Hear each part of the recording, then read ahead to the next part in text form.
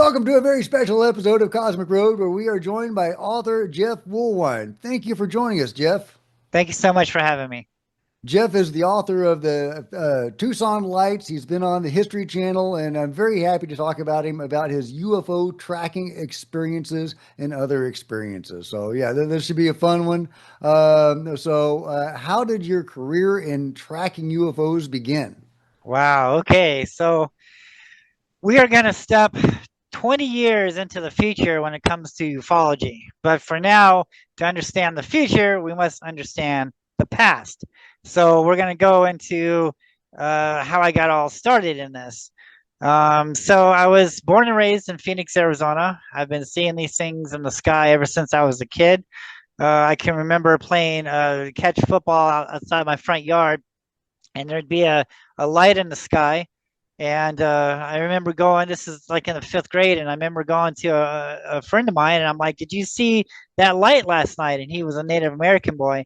And he goes, yeah. He goes, my grandfather says those lights live in those mountains over there. And he points to the west side, to the White Tank Mountains. Well, growing up, you keep seeing these things in the sky. So, in 2004, the news did a segment on how the Phoenix lights were back.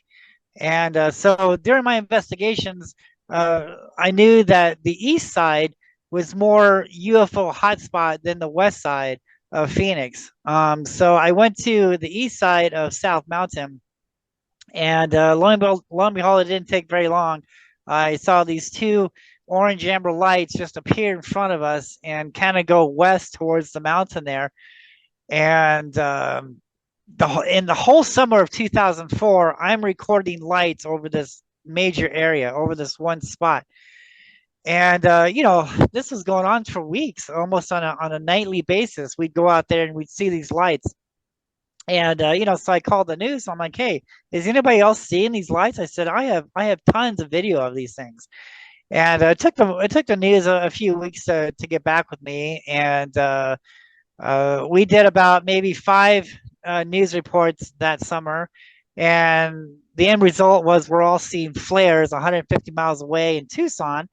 And I'm like, no, these lights are right here, in the city. They're by South Mountain. And I was like, hey, you know what? Let's try to move because these things are like right there next to South Mountain on the east side of South Mountain. So I figured I'd move to the mountain and try to get a better view try to get a better angle on these lights. So in 2005, in January, I moved to South Mountain in Phoenix, and about a mile away. And lo and behold, the lights were gone. But now I'm seeing day stuff, and I'm seeing these black objects, these black orbs, and other strange things coming and going from South Mountain. This is in 2005. And so I go out there and trying to, I'm thinking spaceships, technology, some kind of evidence that a craft went down there. And lo and behold, what do I find? I find a boulder with a stick figure man looking up at the exact same things that I filmed in the sky the day before in spirals. Now, prior to that, I remember seeing a Native American who worked at the Pueblo Indian Art Museum in downtown Phoenix. I remember him on Channel 8, seeing him up on South Mountain, and he's talking about the petroglyphs. And the guy that with him was saying, hey, this stick figure man looks like he's looking at something above his head. And he quickly turned around and says, yes, that's part of the interpretations here is that our ancestors saw and recorded things, in the places where the event took place at for future generations, to keep track on to remember by. And I'm like, wait a minute, this is 2004, and no one's talking about, here we have strange lights in the sky reported in March of 1997, and now we have strange markings out on the rocks here. There's got to be a connection here. No one has actually put two and two together yet with the things in the sky match to the rocks match to the carvings of the rocks of the mountains here. And so I remember seeing that on television. So I contacted the guy, and I said, hey, I remember I saw you on television. You're talking about the petroglyphs. Can we go up on the mountain and talk about this? And he's like, yeah, sure, So we go up there, and he's talking about spiral doorways, and he's talking about lizard men and spirits of the earth and sky coming up out of sand world. And not once is he talking spaceships or crafts or aliens, but he's talking spirits of the earth and sky. And one thing I found really fascinating is when he was talking about the spirals. He said the spirals are symbols for doorways into the underworld. He says when the spiral goes clockwise, it's a doorway in. When a spiral goes counterclockwise, it's a doorway out. He says when the spiral ends down, he goes 9 times out of 10, it's oriented to that crack in the stone of where the petroglyph is carved at on that boulder. He says that's the emergence points. That's the doorway to the underworld. He says when the spiral ends up, he goes, there's a vortex in the sky. I go, a vortex? He goes, yeah, it's like looking down into a tunnel. He goes, there's a vortex in the sky. And so, we spent like a few hours up on South Mountain, and he's talking about all these, different types of things. And, it's just not matching up to what we were led to believe, as far as spaceships, crafts, aliens from another planet. But he's talking about spirits of the earth and sky, saying that this is their home too, and all this other crazy things. And they're going down into the underworld. And when he points at that crack, I'm thinking, well, how can a mile wide V-shaped craft get into a little crack like that of the stone? It's impossible. How can a spaceship with technology get into a rock like that, go into a mountain? Until I actually saw this, until I actually witnessed this. And I saw this black object, and it seemed to come down into the mountain, and then it leaves from the mountain, and I soon realized that this wasn't technology, because I was seeing a lot of them, and sometimes they would come off the mountain and come right over us. And these things were clearly alive. This was in 2005. And not only am I seeing them, witness them, but I'm actually putting a new step into this, a new category. I'm actually matching it to the rock art. There was a crooked snake symbol looking thing that came off the mountain, and it was verified by the stone. It was the same exact kind of crooked snake that was carved on the mountains from the Hohokam people, the first Native Americans who first lived here over 1,000 years ago. And I'm recording the exact same thing. Well, from there, I took all that information to the news, and the news just ate it up, because this has never been done before. No one has actually successfully matched, UFOs to rock art. We think that it was we think that the Native Americans were carving UFOs, but up until this point, we actually proved it now. We're filming the same symbols in the sky that are carved on the rocks out there. And so when the news got rid of that, they just ate it up. This is a whole new topic on the Phoenix Lights. No one was talking about this before. This is a whole new theory, whole new concept. And at that same time, Pat Uskert was in town. He was working for the UFO Hunter show, or excuse me, UFO Hunter magazine. And at that time, he had this concept idea of where he would go around the country interviewing people who saw UFOs, and he had this new concept for a new show idea called UFO Road Trip. And he asked me if I'd like to be involved in the pilot, because back then in 2005 there were no UFO shows, Ancient Aliens or none of that stuff today. Back in that time, he asked me if I'd like to be a part of that. And I said, sure, yeah. So I ended up writing a 7-page article for UFO Magazine in 2005, talking about this new discovery, this new type of UFO, and the connections to the petroglyphs, and this new discovery of the Phoenix Lights, and all this other stuff that I've been working on for years. And he said, yeah, and so we went up on South Mountain, and I showed him the glyphs, and he's like, man, this is just some bizarre stuff. And I go, yeah, I know. It's just these things are alive, spaceships, aliens, technology. That's fine and gravy. I've seen some things that could resemble a craft.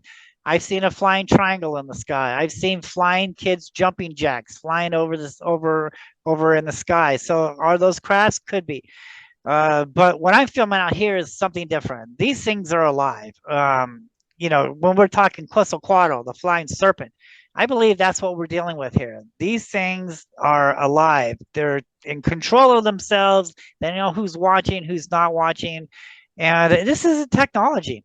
And so 2 years go by, and 2007, and that's when the UFO road trip turned into UFO Hunter Show. And so they were back in the valley, back in Phoenix, and they were getting ready to film an episode called Arizona Lights. And they had asked me if I would like to be a part of it, talking about the petroglyphs connected to the Phoenix Lights. And I said, sure, it'd be great. And so this is the very first time a show like this actually introduced rock art connected to UFOs and actually have the evidence. They showed the barbell that I found coming off South Mountain, and then they showed the barbell that's carved on the mountain from the Hohokams over 1,000 years ago. And that was the very first ever that this information was brought to the public on national TV. And when the producers later on, Pat Uskert, he tells me when the producers saw that episode, Arizona Lights, and saw my connections to the rock art, that actually influenced the Ancient Aliens TV show and many other TV shows. And so this work actually kickstarted all these other shows. And when I was out there, I was watching these things for over 3 years, coming and going from the mountain. And I noticed that there was a pattern to this. And when I was filming the Phoenix Lights in 2004, they were over a major area. They're over this power plant. And sometimes it was crazy. These lights would hover over this power plant, and sometimes steam would just be rising off these lights. And so I was kind of looking at the connections. Okay, so the lights are hanging around the mountain. These things are coming and going from the mountain. What's going on here? Why is this mountain so important? Why are these things attracted to this mountain? Well, it had everything to do with the fault line. And these things are actually, when the Native Americans say that they're going down into the underworld, they're actually going down into that to that energy spot. On a scientific analysis, they're going down to absorb this energy. And this is the reason why they were hanging over that power plant in 2004, because that power plant was bored down at the outskirts of that fault line, and so it was generating a lot of energy there. And so, So you think they were going down into the ground to absorb electrical energy or some sort of no, esoteric energy? Or not from the power plant. They would just hover over the power plant because the power plant was anchored to that fault line. But when in 2005, the lights were gone, and now we're seeing what now is called jellyfish. I had to wait over 20 years, all right, for people to catch up and start seeing these things, because no one else was seeing these jellyfish, these living creatures in the sky. This was never documented before. This was never seen before until, since the Hohokam Indians. So I had to wait over 20 years. And, in that study, they're going down into that fault line on a scientific analysis. They're going down into that energy. so hang on. So the jellyfish that you're seeing, can you describe exactly the circumstances and what exactly you're looking at? Holy cow. So these things are anthropomorphine. That's what the archaeologist likes to call these weird shapes and diagrams carved from the Hohokam Indians and from other tribes. They call them anthropomorphs because they're changing shape. They're anthropomorphine, and that's what these creatures were doing. They were changing shape. So sometimes it'd be a snake, and then other times it would transform into an orb, and then other times it would transform into a diamond, or it would keep that shape, a diamond, and then go into an orb and then come back to a diamond. But clearly these things was alive.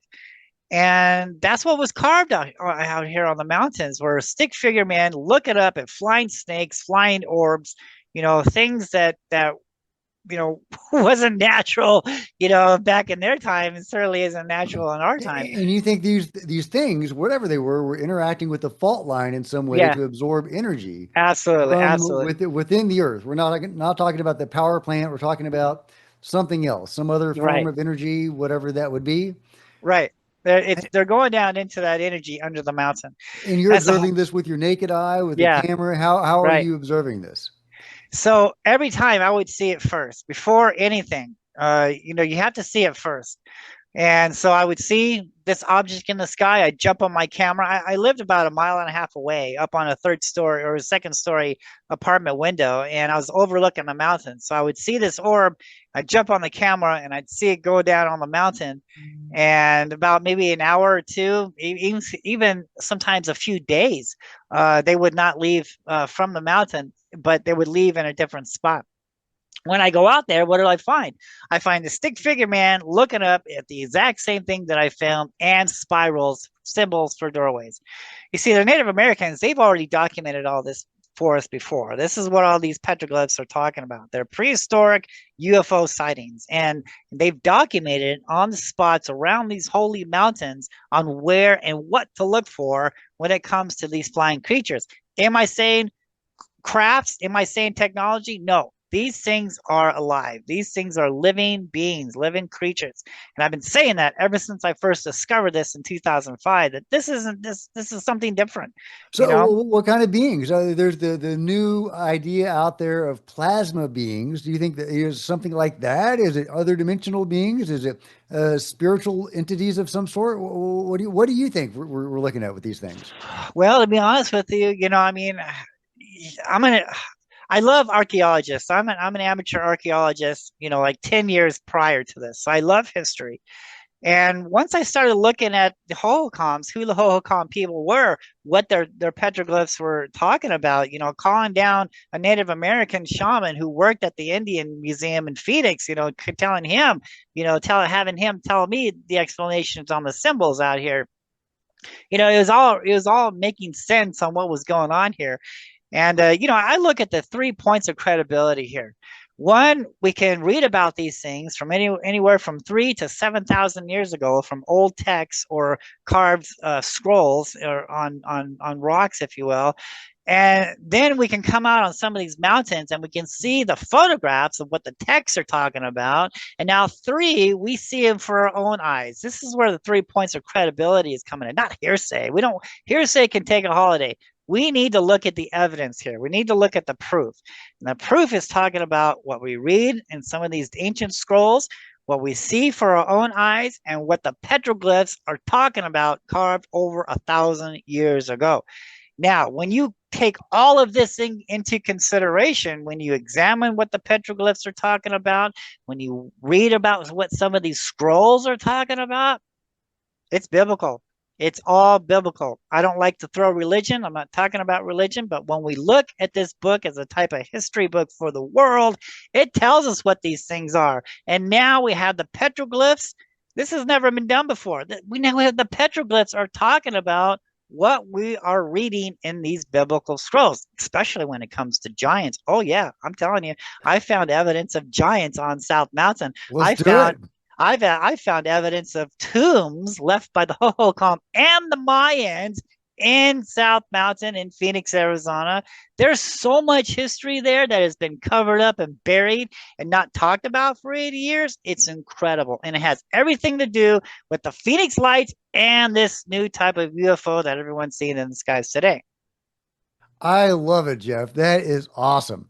Do you Yeah, think thank that you. the giants and the jellyfish are in any way related? Holy cow. It tells us in these scrolls that that these things were thrown to earth. That's why I'm saying I don't believe they're from outer space. I believe they're from inner space. I believe this is their planet too. They've always been here. Just as the oceanographers has found new species of life below the ocean, this is a new species of life that has always been here. They've just been hiding. They've been dormant until man needs them once again to survive. Because look at some of the Indian stories, Indian myths and stories here. They tell us we're in the third, fourth, some say we're in the fifth world. Every time the world changes, these things are here to help mankind establish and get set up again. How do you think it relates to the ant people of Hopi legend? Oh wow, that's crazy. So that's really cool. So the ant people, when I believe when it was like a big fire, on Earth, the ant people told the humans, come live with us, come stay with us. We're gonna help you. We're gonna save you. And then, but the problem with that, the humans ate up all their food. And when they got out of the when they came back on Earth, and now this is the reason why the ants don't have any food, and this is the reason why the ants have the skinny waist. And that was some of the interpretations from the Native Americans. Some of the stories on why the ants have a skinny waist is because back in the day when the ant people told humans to come stay with them to help. Oh, we had a temporary internet blockage, but we are back. Ant people are skinny because humans were eating too much. Now, do you think that whatever those beings were, they're living underground in those areas, interacting with the same Native Americans that may have been putting up those petroglyphs? How could those ant people possibly be related to the jellyfish or whatever those beings are that are in the skies? So I think that these ant people that the Native Americans are talking about, there's no evidence of this. There's a lot of myths and stories and legends, but we really don't have any evidence. And I like to go with evidence. I like to go what we can prove. And even though it's like myths and stories, and there's a lot of myths and stories from the Native Americans, but you really have to ask yourself, where did these stories really originate from? It had to have came from somewhere, So maybe at one point in time, there was ant people, this and that. But I think right now what we're dealing with is something different. So, some of the Native Americans, they tell us that these things come up out of the sand world, right? And they look like everyone else. They lose their tails, to look like everyone else. So that could be, one reference point. So these creatures, these beings like to mimic, if you will, they mimic humans. They mimic animals too. They mimic snakes. They mimic dogs. They mimic sheep. I've seen an anthropomorph sheep in the sky, changing shape and changing colors. These things are wild, man. They're wild to watch. And they're wild to film, and it's something totally different than what we were led to believe all these years. And so you have filmed these things and you have photographed them, and I assume there's photographs in your book, the Tucson Lights. Is that correct? So I have. Well, technically, there's three books out. When I first discovered these anthropomorphs, these jellyfish, these new types of UFOs, and connecting the dots with the petroglyphs, that's when I made my first book, True Stories, Myths, Legends, and UFOs over Phoenix, that can be found on Amazon. And but I spent 15 years, on South Mountain investigating the mountain and putting together my first book. I'm crossing the T's, I'm dotting my I's, I'm making sure. I spent 15 years hiking South Mountain, discovering all this stuff, going to the Phoenix Library, digging up the history on South Mountain, and digging up the first park ranger, Charles Holbrook, from the 1930s, who talk about the Hohokam, who talk about the gold that's buried on South Mountain in Phoenix, Arizona, left by the Mayans. And there's a lot of history here that's been covered up. And like I said before, it has everything to do with the Phoenix Lights. It has everything to do with what we see in the skies today. And when you say Phoenix Lights, you're not talking about the incident in 1997. You're talking about the Tucson Lights kind of phenomenon, right? So the Phoenix Lights, that's the same stuff. All these lights are the same things. There's no evidence of anything flying over the city of Phoenix. All There we are have, people that say they were under the right? thing Yeah, and they there's, saw the shape in the sky, yeah. indicating there was a craft. Right, but then again, we must go on what we have evidence of. There's no evidence of a spaceship. There's no evidence of a craft. As a matter of fact, the history show, Arizona Lights, they talk about this. No evidence of a craft ever, was filmed. All we have is four lights on the west side of Phoenix, and they're like in a boomerang, or like just like kind of like an arc between South Mountain and the Australian. No evidence of anything flying over the city of Phoenix. And why do we have those four videos? Well, because there were sky watchers at that time who were ready for these lights, because they were filming lights nights prior to March 13th, 1997. So they're one of the witnesses that actually filmed what really happened. So my point is, these sky watchers, they're out there looking for something. And so if anything reported a V-shaped, mild wide craft going 8 miles an hour over the city of Phoenix, they would have been on it, man. They would have been on it. But to this day, over 20 years, there's not one single video evidence of anything flying over the city of Phoenix. I have been studying this for years. Okay. There's no evidence of anything. Hearsay is fine. That's all great. We can't prove that. What we Well, can prove, witness accounts may not be considered hearsay, but okay, well, just for argument's sake, let's say there's different phenomenon going on, that there sure, are right, potentially some structured craft, but right, there's also this other element to it, exactly, living exactly. beings, Yes. whatever they are, I entities. think I think we're dealing with two different types of things here. One is spaceships, technology, craftsmen of the world, and the other is a different type of entity, a different creature, if you will. So, like I said before, I've seen a black triangle fly through the sky. It actually screamed and it echoed through the canyon walls of South Mountain. And when I actually saw like some jacks, those kids jumping jacks, four spheres connected together, going counterclockwise. Could that have been a craft? Sure. But what I think the majority of the public is seeing today, as far as orbs and lights and strange things in the sky, is something different. It's what the Hohokams are talking about. It's what the Native Americans are talking about. Are they carving flying saucers? No, they're carving orbs. They're carving flying diamonds. They're carving flying serpents, things like this. No crafts, no aliens, something different. That's fascinating, man. I love it. Okay. All right. So I kind of interrupted your flow earlier. All right. That's So okay. you got to the point where you're starting to accumulate this evidence, and where does your journey take you after that? So, I mean, everything was fine, and so I'm going up on South Mountain, and I'm finding evidence of giants. I'm finding these huge walls, these huge brick stone, like stuff we find in Egypt. Huge walls on South Mountain, and they were buried. Some of it was buried, and I'm finding evidence of things that are buried there. And for a year, I'm exploring South Mountain, and I'm understanding the petroglyphs, and I'm seeing all this evidence, and so I'm like, you know what? Now it's time to go to the Phoenix Library. And so I went up to the government department and I said, "Give me everything you have on South Mountain." And lo and behold, the lady comes out. I had to give her my ID. It was so important. They didn't want nobody to look at it. You had to give them your ID. And so the folder came out. I opened up the folder, and who's staring back at me but the first park ranger, Charles Holbrook, from the early 1930s all the way up until the 1940s. And he's talking about who the Hohokam people were and how the Mayans were in Phoenix, Arizona at that time also. And how did he learn all of this? It's because of the Native Americans at that time trusted Charles, and they told Charles exactly who the Hohokam people were, what happened to them, and what they left behind. And now it's his job to make sure that this sacred mountain is protected now, because he's the park official now. So they told him the secret stories of South Mountain, and that included the gold left by the Mayans.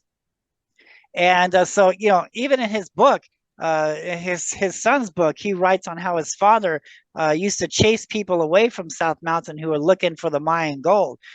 And there was so much history in that folder. And after his death, that's when they made South Mountain a government park. That means you can't go up there and start digging up stuff. It's a huge government piece of land now. It's a government park. And why South Mountain? Why don't you make White Tank Mountains a government park? Why don't you make the Superstitions a government park? Why don't you make A Mountain? What's so special about South Mountain? Well, that's because there are things that are buried on South Mountain that's going to rewrite history, and it's going to take a whole 180 on this whole perspective on who the Hohokam people were and what actually happened in this valley and what the Phoenix Lights really is. So this is all buried. This is all covered up and wasn't talked about for 80 years until little old me comes around, starts digging in this file, and all the stuff that I was finding a year before, the evidence of giants and the tombs and sacrificing altars and Mayan petroglyphs, not Hohokam, but Mayan petroglyphs, just all this stuff was coming together in this folder. I believe everything happens for a reason. I don't believe Okay. anything is a coincidence. So this is where we're going with that. I know this is probably all in your book, but can you give us a little teaser of some of that information, talking about giants and tombs and altars? Oh, what can you give us a little teaser of what that might contain? So Charles Holbrook writes in his journals, that's located in the Phoenix Library in this folder, on how he talks on how the Mayans and the Hohokam people first arrived in this valley. And it wasn't a dried up landscape like it is today. There was actually evidence, there's evidence of waterfalls and water. It was a tropical like landscape back in the day. It wasn't a desert. And at that time they were performing sacrifice, all this stuff. And Human or animal? human.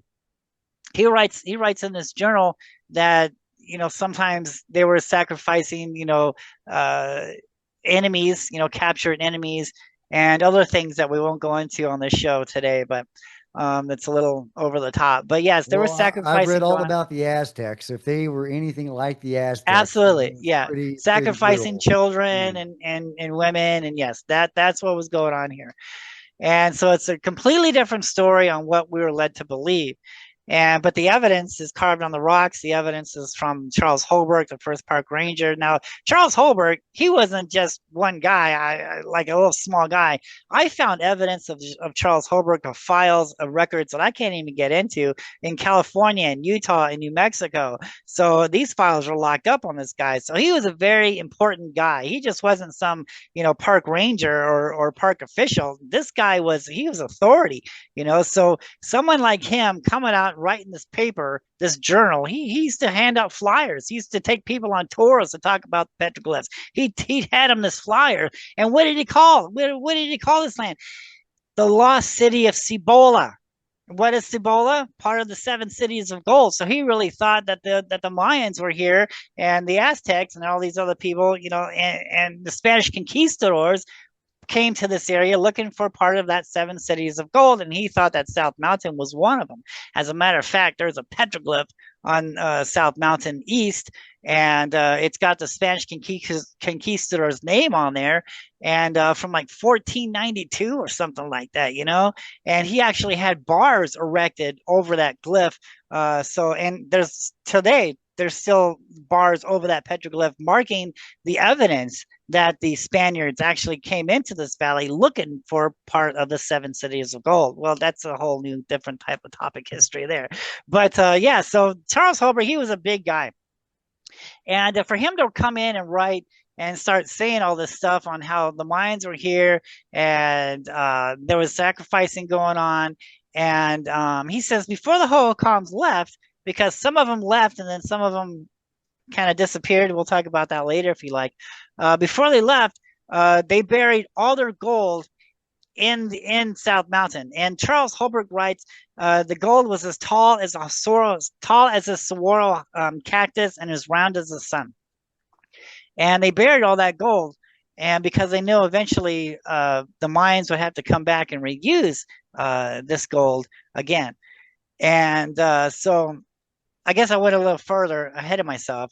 So what happened to the Hohokam? So the Hohokam people, they lived here for roughly over 1,000 years, and the archaeologist wants us to believe, well, these people are just simply peace-loving people making pots and digging canals, and they were masters of the water canals and all this stuff. And then finally, they just disappeared because of drought.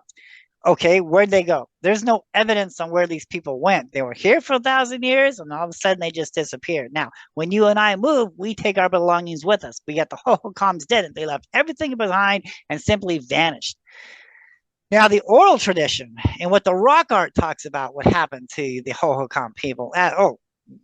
What is the name of Hohokam? What does Hohokam mean?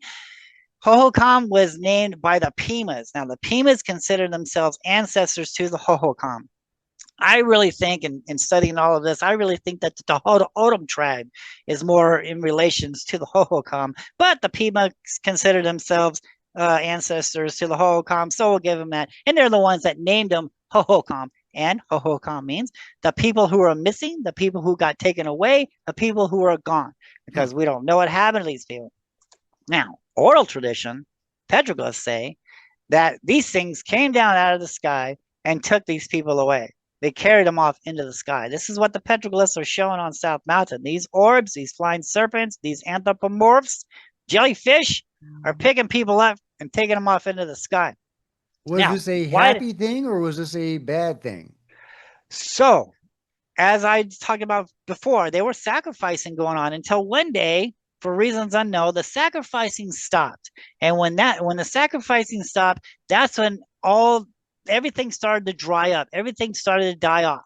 There was no food. There was no water. Everything's dying off. And the tribal people were yelling at their elders, why did you stop the sacrifice? Look, the gods are angry. We haven't seen them in the sky in months. Everything is drying up. Why did you stop the sacrifice? The gods are mad. They're angry with us. There's no water. Why did you stop that? And then some say that the devil came from the east and took these people away. And there were survivors to this Holocaust. And they were afraid, and they ran into the caves, and they saw the flying serpents. They saw the phoenix lights. They saw these orbs and things coming down and taking people up into the sky. Are we froze? I think we're froze. Okay. No. I can see Okay. you. You're fine. And they saw these things taking people up into the sky, and they vowed never to live in this valley again. They knew that if they were gonna continue to live in this valley of the sun, that eventually they would have to go back to war with these spirits of the earth and sky. So they buried all their gold. Charles Holbrook again writes that it was as tall as a swirl's cactus and as round as the sun. And they buried all their gold and these special items in South Mountain because one day they knew that they would have to return someday to fight off these evil beings or whatever it was. And they all returned back to Mexico, and they cursed this land. They cursed the Valley of the Sun, what now is called Phoenix. They knew that if you're going to continue to live there, you were going to have to face these spirits of the earth and sky once again. And they were afraid, and rightly they should be. So for 400 years, nobody lived in that desert. Nobody lived in what now is called Phoenix, Arizona. There were tribes on the outskirts of the valley, and they saw the lights, and they saw the orbs, and they saw the flying serpents, and they were afraid because they knew what happened to their ancestors. And this was the story from generation upon generation upon generation and generation to generation. This is what's going on.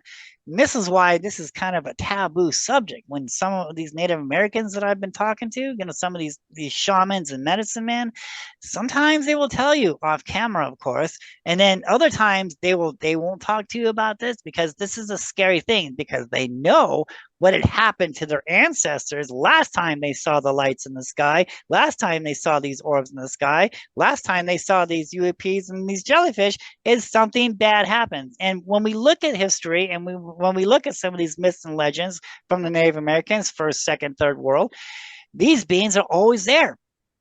They're always there in the beginning to help mankind, guide them, and in the last time this happened, they gave them the secret knowledge. This is the reason why we find these huge pyramids out there and all these structures, and because these beings from the earth and sky taught mankind secret ways that mankind wasn't meant to know about. And then all of a sudden, see, that was their downfall. That's when these things. Is it a good thing that some got taken away and some didn't? I don't know. But the Native Americans who witnessed that at the time, they got the heck out of Dodge. They're gone. So, and that was the story of Phoenix until Jack Swelling came over the White Tank Mountains on the west side in the early 1800s, and he looked down and he saw all the canal systems and the Hohokam structures and everything, and he's like, wow, what an awesome place to build a city. The Indians left, and look, they built the canals for us and everything, so we're going to restart. We're going to rebuild here.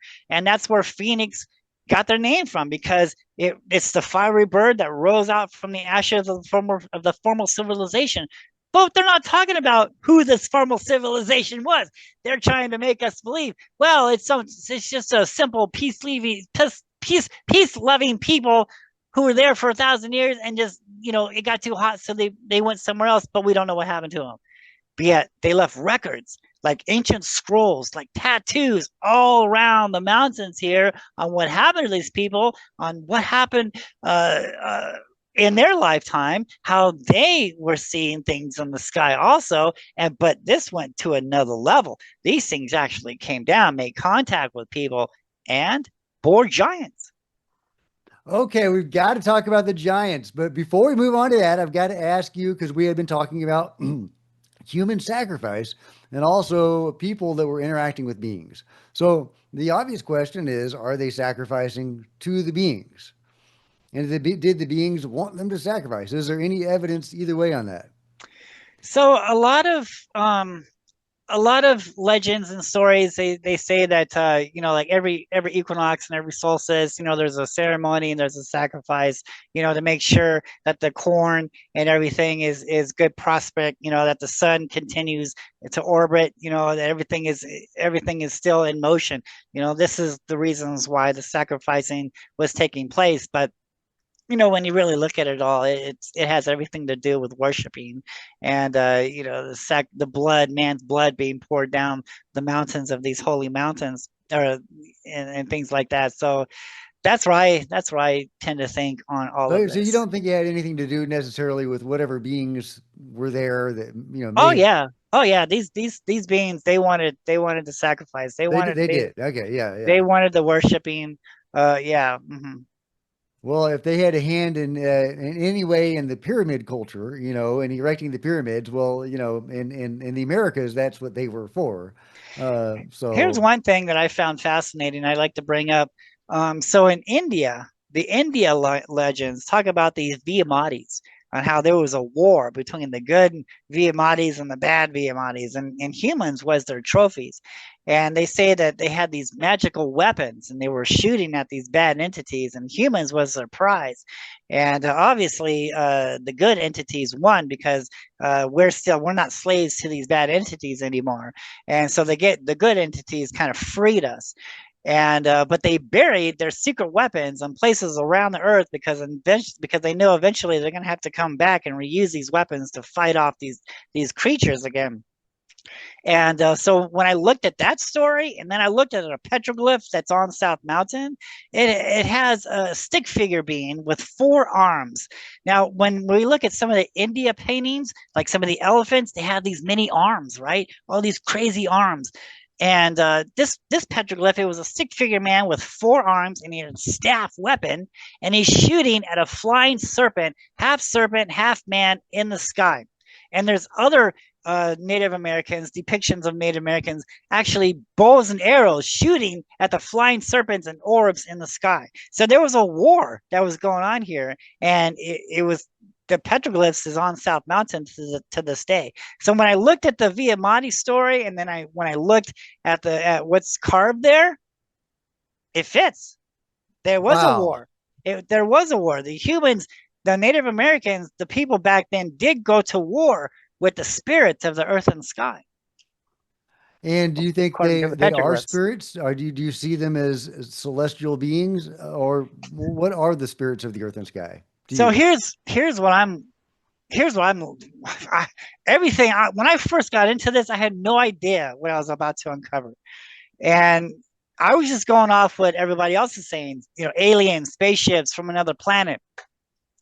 But when I was researching all this stuff for when I was, researching these things and actually seeing them, for my own eyes all these years, and understanding the petroglyphs and what the Hohokams and say is all about it, and then what some of these scrolls are telling us, I understand why they call these things spirits, because when they come out of the sky, they're solid, right? And right before they go into the mountain, yes, I said into, they're not landing on the mountain, they're going in the mountain. And before they do that, you can see through them. They're like a ghost. And then they absorb themselves into the rock. Same thing when they come out of the rock. They're coming out of the mountain and they're like a ghost. They can see through them. As they get higher up, they become more solid and more shape shifting and more changing colors, and they just drip up into the sky. And so there's a lot of petroglyphs depicting this also. As a matter of fact, there's a symbol of a doorway, and this lizard is coming out of this doorway. But first, he's a spirit form, and how they carved that spirit is they made him like a ghost. All right, so he's coming out of the spiral, and he's a ghost, and then he becomes more solid as he gets further and further away from the doorway. And that's basically what's going on here. When they come down on the mountain, you can see through them. They're like a spirit. They go on the mountain. Same when they come out of the mountain, they're a spirit, and then they get solid and they travel on So what are they? I I really think, well, I mean, I know so you know all the answers, Jeff. So tell me. well, when you start talking about some of these ancient scrolls and things like that, people are, oh, you're talking about religion, dude. Yeah, I'm not talking about religion, man. Look, the scrolls talk about how these things were thrown out of the sky, was thrown out of heaven and cast here on the earth. It tells us that when these things came to the mountain, of course, it in these scrolls it says Mount Hermon, but Mount Hermon wasn't the only mountain that these things were thrown on. South Mountain, mountains here in Tucson, the West Coast, all the mountains around all these sacred mountains around the earth. These things were thrown upon, and this is their home too. These mountains are their place of residence, if you will. This is where the energy is. So when you take all that consideration, and then when you go out on the petroglyphs and you see the stories of, like I said before, we can read about them in these 7,000-year-old texts, and then we can see the prehistoric photographs of what they're talking about. It all fits, and now we see them for our own eyes. It all comes together. This is where the evidence is. This is where the credibility consists at. Okay. These things have always been here. They're not from outer space. They're from inner space. They've always been among us, and they only come out, well, some stories say when mankind gets too noisy, that's when it disturbs these things and these things come out. So it's only natural. Like, look at World War II. We had these Foo Fighters running around, these light orbs. I mean, come on. So they're waiting. They're watchers in the sky right now. They're waiting for mankind to need them once again to survive. So they're basically waiting, right, until something happens where mankind needs them once again, because right now we don't need them. All right. If one came down and said, hey, it'd be great. It'd be front page news for like maybe a week, but people have to go back to work and school and they got their life going on. We don't need them right now. So they're just simply watching and waiting, because the only person that really knows the future is the supreme being, the great spirit. Okay. He knows when everything is going to happen. Right. But all these other creatures, these other beings, just like us, we can see the prophecies coming into play here. We can see on how things are escalating to the point where it's going to happen again, and the world's changing. Look at that. The world is changing. All right. We're about ready to enter the fifth world. And what happens when we're into that world? We're going to need help. These things are going to be here once again. They're going to see them. They're going to deal with I don't mankind. know. I don't know if I want their help. I don't know if I want to get Exactly to. right. I don't know if I So want to I get to the. know, Yeah, right? yeah. And this is what the people who know about these things are not telling us, who are trying to hide from us. Okay, this is the reason why they want us to believe and all this other crazy stuff, but is avoiding what's really here. At least they're getting closer. Now they used to call them UFOs. Now they're calling them UAPs. Okay, well, they're getting closer. All right.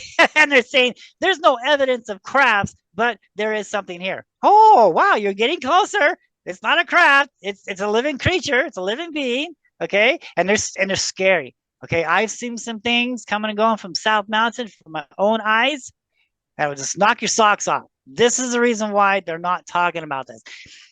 If it was aliens technology from another planet, we would accept that, because we build spaceships, we build technology, we go to other worlds. We can accept that.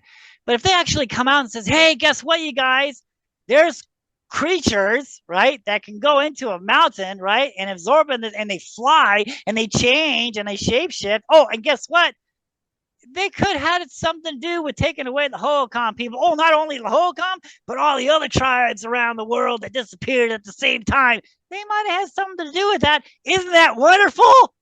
I mean, how many people would actually stay in that valley if they actually knew, and if they suspected, and if they thought that the Phoenix Lights and these things that we see in the skies today has something to do with mankind's downfall over 1,000 years ago? See, and that's the crazy part of it all. That's what they're trying to cover up. All right. But more and more of these things are here. And it's only a matter, and the evidence, man, the petroglyphs are talking about the history of these things. So I think we need to take a second look at these petroglyphs and stop looking at them as just a myth and story and graffiti, but actually look at them as a story and a history that they're telling us what these beings are, what happened to them. Okay. It's a warning sign. They're telling us with their rock art. Yes, they had language back then, but the holy people took that away years ago. So they're not allowed to write anymore. They can draw now. They can draw. And they're telling us they saw giants. They dealt with giants. They dealt with orbs in the sky. They dealt with flying serpents. They dealt with sacrifice. Well, that is really alarming. It is. It is. And this is something that you're not going to find, anyone else was talking about this, right? For one, because it's been buried for the longest time and no one's talked about this until little old me come around and it was doing my nosy investigation work, and I'm looking at the big picture here, right? And it's all starting to make sense. Okay, in recent years, there's been various pieces of evidence that have come out to support what you're saying. Obviously, I'm Absolutely. sure you're familiar with Skywatcher and the jellyfish that they're getting in the sky and Yeah. that seem to be like living beings and stuff. hmm It's See, the I was the secret. first one to discover this in 2005. And, Pat Usgard, he admitted to that. He's like, we know that, it matched the rock art. We know this is another creature. It's not a spaceship, but Jeff, it's bizarre. He's like, no one's seeing this yet. It's bizarre stuff. No one is seeing this. We're just going to have to wait. I had to wait over 20 years for people to start seeing these jellyfish. That's why I was saying in the beginning, we're going to go 20 years in the future here because now they're not even talking about the fault lines. They're not even talking about UFOs over power plants. All right, they're not talking about what if these things are spirits and actually what if they're from inner space, not outer space. What if they live here too? What if it's a completely different completely different theory here, a completely different idea. All right? And I've been saying this ever since 2005 when I first discovered this. So in a way, I am the original source to all these new discoveries. Have you been in touch with Skywatcher? So I email people, but no one gets back to me. So Okay, well, I hope and that changes. I hope that changes. Now, yeah, thank you. Secret to Skinwalker Ranch, they have a great clip where they show a UFO entering the mesa hmm and exiting the mesa, hmm like you're saying, coming and going from the hmm solid rock. Yeah, So, and see that Skinwalker Ranch, they're just in the flight path.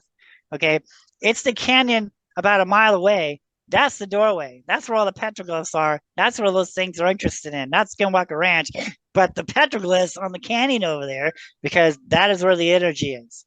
okay, now it's really fascinating you say that because George Knapp and his co-authors in the book The Skinwalkers at the Pentagon said they were seeing skinwalkers so often they could track their migration patterns. Mhm. He didn't expand on that at all, didn't expound on that at all. I have no idea what he meant, but that kind of goes with what you're saying. Maybe they're coming and going from this particular location you're You're talking right. about. Absolutely, absolutely. It's Oh, these. okay. All right. We've teased the Giants long enough, Jeff. All right. Oh, back to the giant. Let's talk about the Giants. Okay. So everyone, there's evidence of giants out there. It's in my first book, and the two stories of the covered up history of Phoenix, Arizona. That's in there. Two stories, myths and legends. There's evidence of giants in that, um, and there's petroglyphs of carvings of giants. And one thing that I found fascinating, and I learned this from the Native American who was teaching me the glyphs from the Pueblo Indian Art Museum. Um, we're all familiar with the Superstition Mountains. We're all looking for the Lost Dutchman's gold mine, but history tells us a different story about that mountain. The Native Americans, they say that when the flood was coming to wipe out all these bloodthirsty giants, the giants didn't want other giants to drown. So the main giant told his people to come up on this huge stone. And the lead giant used his powers to raise this mountain up, but the water kept coming. And he used his powers again to raise this mountain up, but the water kept coming. He used his powers so much, but by then it was as huge as a mountain, but the water was still coming. And in his last bit of strength, because he didn't want his people to drown, he turned them all to stone. And when he did that, that's when the biblical flood stopped. And to this day, you can look upon the Superstition Mountains and you can see the water line where the biblical flood had stopped. And a little bit up higher, you can still see those giants turned to stone up there on the mountains. And then the one giant is down on the bottom of the mountain, and he's like in a praying position. Have you seen any of this? Oh yeah, yeah. There's a stone giant on Camelback Mountain in Phoenix, Arizona. He's up on the mountain and he's turned to stone. So Where can we go to find pictures of these or videos? So you can find me on my Facebook page, Jeff Woolwine, Petroglyphs in the Sky. There's all kinds of photographs in my book. The first book, Truth Stories, Myths, Legends, and UFOs over Phoenix, Petroglyphs in the Sky, Phoenix Lights. You can find that in my first book and my second book. My third book, the Tucson Lights. That's a little bit different. But yeah, all the photographs, all the information. You could probably even search my name, and photographs of some of the stuff that I found is on the internet already. All right, so you have actually become a tracker of UFOs, and you Right. you took my buddy Dennis out the other day, and y'all Yeah. saw some amazing stuff in the sky, and he shared those Yeah. videos with me. Yeah. And he's the one who encouraged me to talk to you, and I'm so glad he did because Thank you. this Yeah. is super fascinating. Thank you so much. I may have to have you come back on the show because I can tell there's a lot that we Oh yeah. haven't explored, and I think you told me that you were an experiencer of some sort yourself, or you had some sort of interaction with the lights or the beings themselves, or something like that. Well, um, so like I said before, I've seen these things ever since I was a kid. So this is I guess my destiny. I don't believe anything is a coincidence. I believe everything happens for a reason. So we are meant to be talking about this. We're meant to get this information out. Um, but as far as I don't know what you mean by that. You have to explain to me a little bit Okay, more. okay. Well, Dennis gave me a hint there. I'll have to Okay. follow up with Dennis and find out exactly what he if meant. if you think that I talk to these things and all this other stuff, no, I don't do that. But there are times where hey, let's go outside and there'll be one in the sky. So I really think that Okay, these so things. back that up a little bit. Back that up. Okay, so you have a feeling there's going to be something there, and it's there. And I think these things know what's going to happen before it happens. So they know who's watching and who's not. This is how they're getting away with being in our skies. And that's what's going on here in Tucson. If you're ready to talk about that. Yeah, so you moved from Phoenix to Tucson at some point. Can you tell us about that? And yeah, well, what you found in Tucson? Right. So, after we was in Phoenix investigating South Mountain, just Phoenix has gotten so crazy. There's so many people there, so it was just time to leave. So we went to Tucson, and just trying to get away from the crime and the hustle and bustle and all the traffic. And Tucson seemed to be, the area. So we've been here about 4 or 5 years now. And the first couple of years, we'd see something in the sky. I wasn't living next to this mountain. We'd see something in the sky, this and that. There wasn't anything like South Mountain. Wasn't anything like Phoenix. No anthropomorphs, no jellyfish, no creatures. We might see an orb, this and that. But things really didn't escalate until like maybe 2.5 years ago. So I was living by the mountain over there, and I'm looking towards the Catalina. I'm looking north. That's this mountain right here behind me. And that's the Catalina. So it goes the Catalina, then it goes Mount Bigelow, and then it goes Mount Lemon. Why that mountain has three names, I have no idea. But that's the way they seem to name it all. To me, it's all just one mountain, but they sectioned it off for some reason. I don't know. So um, I live by the mountain and on the west side. And every once in a while, we'd see an orb fly over the apartment and go on the mountain, or we'd see one leave. So I knew it was active. Every once in a while, we'd see some air traffic out there. We can talk about that a little bit later. And but it wasn't nothing major until May 10th of last year.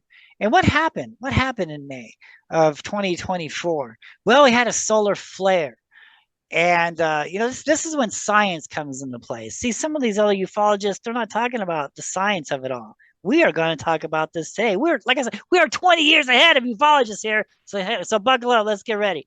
So what happened in May? We had this solar flare. And the only way that we could see the aurora lights, the northern lights here in Tucson, was to take a photograph. And then you look back at the photograph, and we could see the lights over the mountain there, over the North Mountain. So my wife is out there taking photographs, and I'm looking at the photographs, and we see the aurora lights, and it's really pretty. But there's little white specks in there, little white dots. I'm like, what are those white dots in there?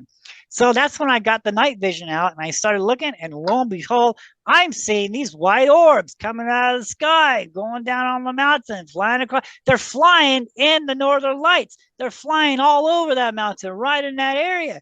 And I'm like, holy cow! I must have filmed about 150 of them that night. It was just crazy. All these white orbs flying in that pattern there. Well, I was in the process of moving. All right. And so I couldn't sit there and watch the next night because I had to pack up all my equipment and we moved. And lo and behold, like again, I don't believe anything is coincidence. I believe everything happens for a reason. So now I'm sitting over here. I'm in the middle of this mountain now. I can see all of the mountain, and now I can see the east of the mountain called the Recon Mountains. I can see both these mountains now. Not thinking that those lights are still here, because that's, we only had that pattern in 2004 when those Phoenix lights was hanging over the power plant. That's when I was seeing them almost every night, but I wasn't expecting to see them here, until lo and behold, we're sitting out on our balcony, we're looking on the mountain, and I see this white bright of light. I'm like, no way, but they moved because now they're like in the middle of the mountain now. So within like a 2-month period, they went from the west side of the mountain. Now they're in the middle of the mountain. And when I brought out the night vision, boom, there they are. They're right in front of us again. And now I'm closer to the mountain. And it was crazy. And so the next night, I was like, there's just no way they're going to be back. They were. They came back. They were there every night of last summer. And so I tracked them. From May, June, July, August, September, all the way out until December, when we're going to have that equinox or the solstice, right? December, at the end of the seasons. I tracked them way out of Tucson and they were coming in at different times. So in May, they were coming in at midnight. And then in July, they were coming in at 1. And then in August at 2. And it was like a pattern here. And they were only there for an hour. And each month, they were coming in about an hour later than they were before. So by the time it got December, they were clear past this mountain, way on the other side of Tucson. And I chased them all the way out there at 3 o'clock in the morning. All right. And I documented this. I'm like, hey, those lights should be here at this mountain. And they were. Okay. So, and I had a feeling because when I was watching these anthropomorphs, these shapeshifters, these jellyfish, for 3 years at South Mountain, it seemed to be a pattern here. Some months they were there, some months they were gone, some months they came back. And I noticed that it was a pattern of the sun, the equinox and the solstice. And the Hohokams, they marked these things out. They tracked this. They were sky watchers too, and they tracked the sun also. This is the reason why we have spirals and shadows casting these shadows through these spirals up into the stem. And the archaeologists, they want us to believe, well, it's time to plant corn. It's telling the Indians that it's the changing of the seasons. It's time to plant corn. It has nothing to do with changing planting corn. It has everything to do when these light beings, when these creatures are going to visit this mountain again. And that's the reason why it's cutting through the spiral doorway, going into the stone, into the underworld, is because they're telling us, and they show you what to look for. And it was different. It was weird too, because like on this side of the mountain, there was the flying serpents, on carvings of flying serpents. About a mile radius down from the mountain, we have flying orbs. And then another mile or two down the mountain, we have flying diamonds. And then another 2 miles down the, so it was different doors for different entities, different creatures, right? Different jellyfish, if you will, and different seasons. So January, February, March, man, those things are crazy. And then after that equinox or the solstice, they seem to be gone. And then after that, after the changing of the seasons, maybe one, maybe two, but then the solstice would come back, and then holy cow, they're back. So they were watching the sun, and to me, it really looked like when the sun would move positions over this fault line, over this area of this mountain where the energy was being collected at, it was opening up these doorways for these beings, and it was attracting these beings to this area. And then when the seasons would change, the beings would go somewhere else. They're following the sun, they're tracking the sun. But when the sun came back into this rotation again, when the sun came aligned again with these fault lines, these energy patterns, that's when these creatures came back.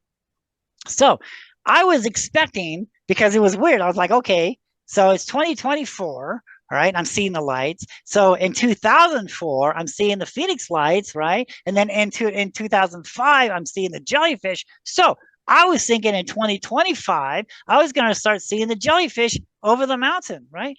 Nothing, nothing. To this day, no anthropomorphs, no jellyfish, no orbs, nothing is coming during the day from that mountain until, because I was thinking, they're going to be back in January.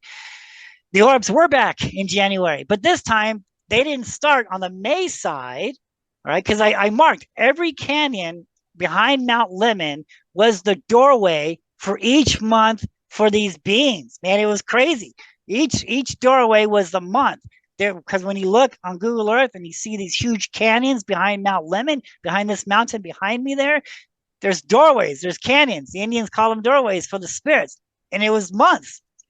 And so I was expecting to see them, back over here, but they didn't. They came back over here. They're on the east side now. Okay. And from there, they went to the recons. They migrated east. Now, some were coming and going from Mount Lemmon, but when it came to the recons, I was only seeing them, going in the mountain or flying over the mountain. I never see them coming out of the mountain until March. That's when I noticed that they're coming on the west side of Tucson. They moved in March over to the west mountains called the Tucson Mountains. And so I tracked them.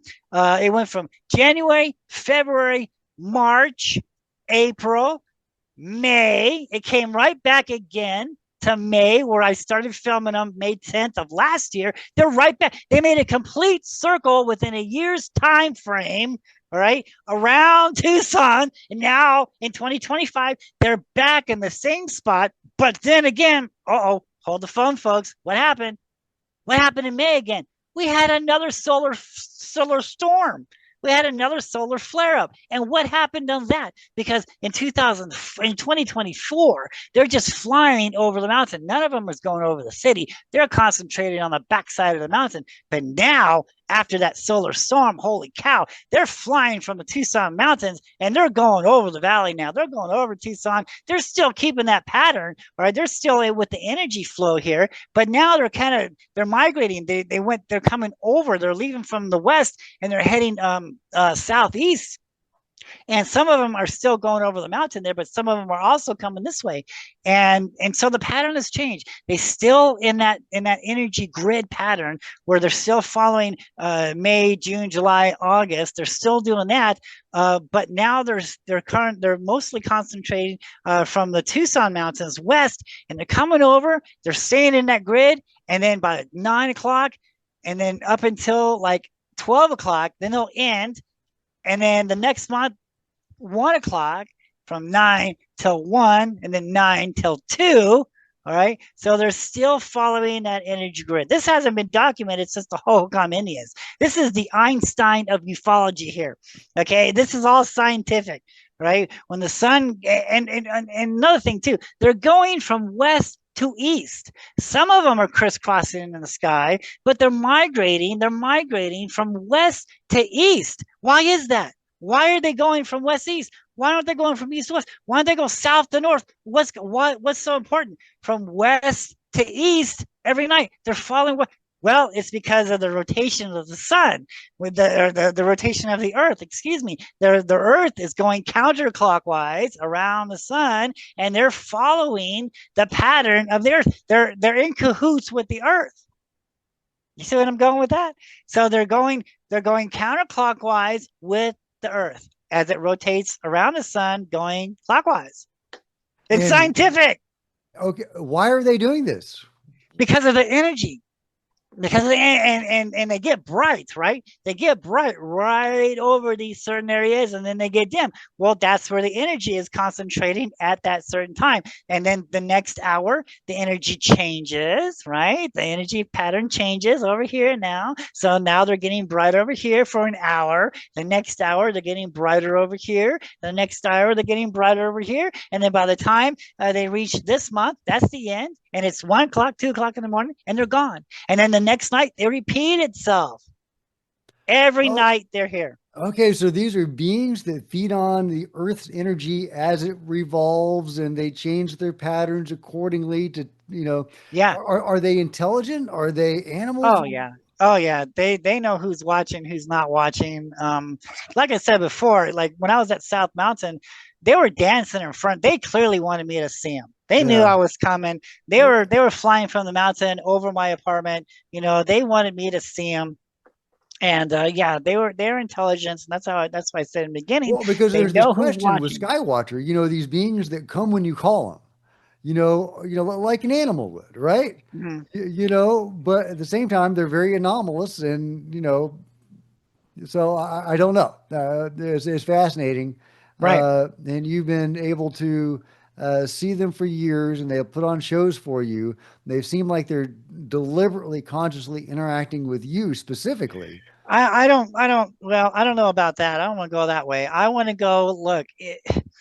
So I didn't know any of this. Okay, this is all personal experiences, right? This is what I have found out through my 25 years of research. All right, how to see them, where to see them, because I have people coming to me all the time. Jeff, I was on South Mountain, but I didn't see anything. Okay, what month did you go? What time did you go? Because there's a pattern. All right, when you go out there at January at 5 o'clock, you're probably going to see one. You go out there in January at 12 o'clock, you probably won't see them. You go out there in January in the morning at sunrise, you're probably going to see one. You go out there, in between those times, you probably ain't going to see one. You go out there around sunset, you're probably going to see them. See, this is a pattern here. No one knew about this. No one knew about this pattern, and it is a pattern. It's a pattern of the sun and the energy and what times these things show up. So I didn't know any of this until my years of research. And so I just say, look, if you know how to look for them, if you know where to go to see them, you're going to see them. I'm not special. I just know where to look. I've done my research, all right? And I'm bringing my research to you, to the public, so you can go do what I have done, because that's the whole point of this whole research, all right? If I can do it, so can you. I'm not special, dude. Those things are special. We need to go see those things. We need to understand when they're going to be, where they're at, and what they are, and what's the future. Because to understand the future, we must understand the past. What does the past tell us about these things? We just went over it. It's not good. This is the reason why these airplanes and helicopters that we haven't talked about yet is not talking about these things. All right. And the news isn't coming. I've been trying to contact the news here for over a year. No, they're not getting back to me. I'm going to mail them a book one of these days. Okay. But you know what? I'm going to go to this Tucson City Council, and I'm going to ask them, what is up with all these crazy orbs? As it stands today, if they were only here for 30 of them at a point, I have over 5,000 sightings of these things. Every night they are visiting Tucson, Arizona. And yes, there are somebody else you can see them in my videos. There's somebody else watching these things. Now, let's go back a little bit. In 2004, okay, I noticed that there's airplanes hovering a few miles up from that power plant on the east side of South Mountain on Ray Road. Those of you who are familiar with Phoenix, that power plant is on by South Mountain. That's one of the places where to see the Phoenix lights, because of that power plant. So those helicopters was up there. When the lights would come in, here come the airplanes. And at first I'm like, oh wow, cool. Someone else is documenting, someone else is watching this. This is great. I'm not the only one seeing these. These airplanes are seeing them too. Wow, that's great. Then these airplanes, they zoom in after these lights, right? And I'm like, okay, what's gonna happen now? Well, when the airplanes get really close, the lights disappear, right? Airplanes come in and they circle that area, and then the airplanes go up and they wait, here come the lights, and it's just a cat and mouse game, the whole area. And I soon realized that they wasn't there to watch him or investigate him. They were there to get him out of the area. They didn't want people to notice him over the power plant. They didn't want people to see these things. So as a deterrent, and sometimes it would work, they'd go after these lights. The lights would disappear. Sometimes the lights wouldn't. Sometimes the lights were staying there and the airplanes would just circle around and then go off because they knew the lights weren't going away. But most of the time, they would disappear. Now, when I went to South Mountain in 2005, and I'm starting to see these new UFOs, now I'm dealing with not only airplanes, but black helicopters. Okay, so that first year, I've just watching them coming and going. I've noticed where all the doorways were. Most of the so I concentrated on all those doorways. All right, and when the flying serpent came out of South Mountain and I filmed it and I documented the petroglyph panel, I took that to the news. Now that happened early in the morning. I was the only one that knew what canyon that flying serpent came out of. But the next day, after that sighting made the news and the connection with the petroglyph made the news, the black helicopter came in. And where did he go? He went right to that canyon, right? And then he went to this doorway, to that doorway, to this doorway, to that doorway. And then he showed me some other doorways that I had no idea about. And then he went right back to that mountain. He went 3 times to that doorway where I saw that flying serpent out. How did he know? I was the only one that saw that serpent come out of that canyon. But yet I filmed them. I filmed that helicopter. And once I was making the news, those helicopters were flying over my apartment. They were flying right in front of me, right there. They would do this. They're watching me now too. Now. Some of the airplanes would fly over. That first time I was making the news in 2004, the Phoenix lights, man, those airplanes would hover over my apartment. I could hear them. And they'd follow us all the way to Mason Community College, where I'd set up my tripods and my cameras to watch the lights over the power plant. Those airplanes would follow us, and they'd follow us home too. And same thing that was going on in South Mountain too, because I was living right there. But those airplanes and those helicopters knew where I was living at. They would hover, like miles in front of my apartment from the mountain there. Same thing that's going on here in Tucson now, right? So there's an airplane that's likes to circle around now, okay? And he's looking for these lights. And whenever these lights start to show up, he kind of zooms in after them. And there's so many videos of the airplanes either chasing the lights away or the lights chasing the airplane away. But one thing I really want to stress on, this is fascinating. So right over my shoulder here, you notice how the mountain dips down, okay? That's the west end doorway to the Catalina Mountains. So there are houses right there, some beautiful mansions, big, huge houses facing west in that little cubby hole there, in that little canyon right there where that mountain is. And these lights are coming from the west of the west end mountains, west of Tucson, the Tucson Mountains, and flying over the city and going right in to that doorway there. I call it the west end doorway of the Catalina Mountains. They're going in that doorway. But there's houses there, man. I've been there. It's in my book. There's major houses there. And what these helicopters do is they fly over the mountain, and they know when something's going to happen. It's so weird. They know when these lights are going to be there before they get there, because here comes the helicopters, man. They're flying over the mountain. They fly over the mountain, and then they sit right here, okay? And they wait, okay? And then the lights come out of the west, and they start to head towards that area, but that helicopter is right in their way. So what do? Instead of going into the mountain, the helicopter is forcing them going up and over the mountain instead of going in the mountain, because they don't want those people to look up and see that huge light going over their house into this mountain, into the mountain behind them. Okay, so it's a distraction. It's a way of getting those lights away from there. There's so many times I videotaped these lights going in that side of the mountain there. But where can people go to find these videos of yours? Well, oh my gosh, YouTube channel, right? Yeah, you can find me on the Phoenix Lights Petroglyphs in the Sky. It's all one word. Jeff Woolwine, the Phoenix Lights Petroglyphs in the Sky. I have so many videos of those things now. I'm filming them almost on a nightly basis. Some nights I'm able to get out there, some nights I'm not, but I'm always tracking them. And I'm fascinated. What's going to happen now?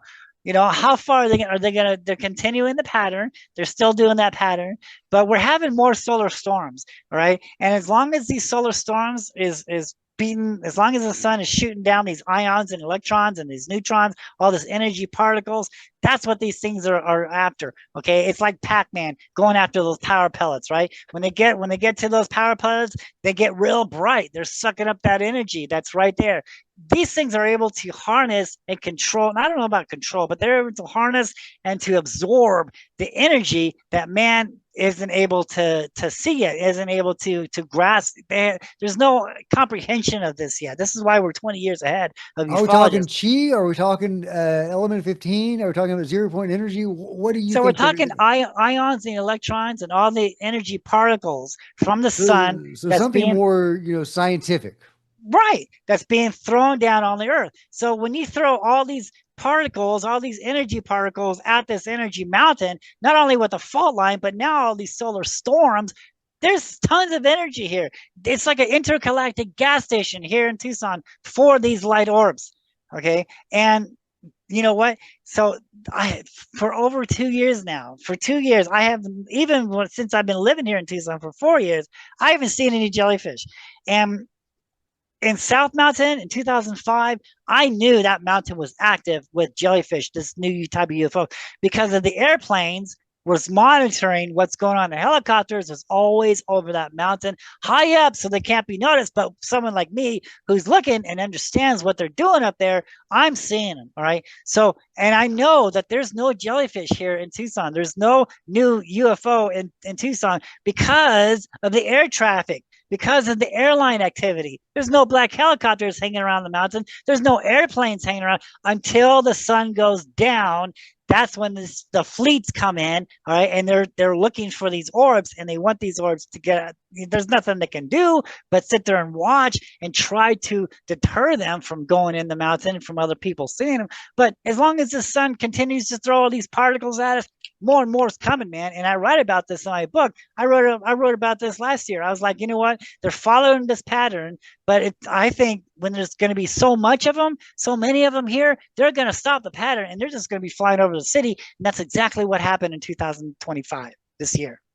Jeff, this is super fascinating. I I love this. know This it's is crazy, isn't this it? has been the This best is all discussion. first-hand experience for 25 years of research on what's really going on here. Not hearsay, but just personal experiences, and now we're putting a scientific equation into this. Well, I think it's not just happening here; it's happening all over the world. Because the solar flares, it's things are really going on here. If someone wants to look for UFOs, I suggest that you start with the history of where you live at. What does the Native Americans have to say about the land that you're living in? What mountain has the spiral anthropomorph carvings on it? If you find spirals and anthropomorphs, that's the source. That's the area where these things are drawn to. There's other petroglyphs out there, other mountains, and they're talking about hunting and gathering. They're talking about ceremonies. It's spiral doorways and anthropomorphs that you want to look for to start UFO hunting at. Um, this is what's going on here. It has everything to do with the energy and the sun and the fault lines. And all of this has been documented before by the Native Americans. So I think we need to really start paying attention to these petroglyphs and start, looking at them as a testimony. They're prehistoric photographs of what happened right there at the place of where it took place at. So where this carving is carved at, that's the location, because when you move that petroglyph, you're moving the history. You're taking the history away from that area. This is the reason why we find petroglyphs here, but we don't find any petroglyphs over there, because nothing happened over there. It happened here. And another way to to understand these petroglyphs is a lot of petroglyphs, sometimes we have to look up, right? We have to look up on these canyons to see these glyphs. Well, because the artist wants you have to look at the whole landscape, okay? The artist wants you to look up because he's telling you, hey, I saw something in the sky, so what better way to carve it in the sky on the location of where it took place at? And it's going to be a mountain. So he carved it high up. So when you look up, you see a guy looking up at a flying snake right in that area, right? And spiral doorways right there in the sky, So that's one way to look at, to understand the petroglyphs, is you have to look at the whole landscape. To get a hold of me at Facebook, Jeff Woolwine. Find me on Amazon. Just search my name on Amazon. You can find my books there. And my YouTube channel, The Phoenix Lights, Petroglyphs in the Sky. Man, Jeff, this has been awesome. I want to go to Tucson and find some jellyfish with you. I mean, this is Yeah, come join us. Come join us because we go out there and I know exactly when these things show up and where to look at, and they're here now. So if you want to come and see them, you're more than welcome to. all right. Well, thank you so much for coming on the show, man. I hope you Thank come you, on sir. again. Thank you, brother. I really appreciate it. Thank you so much.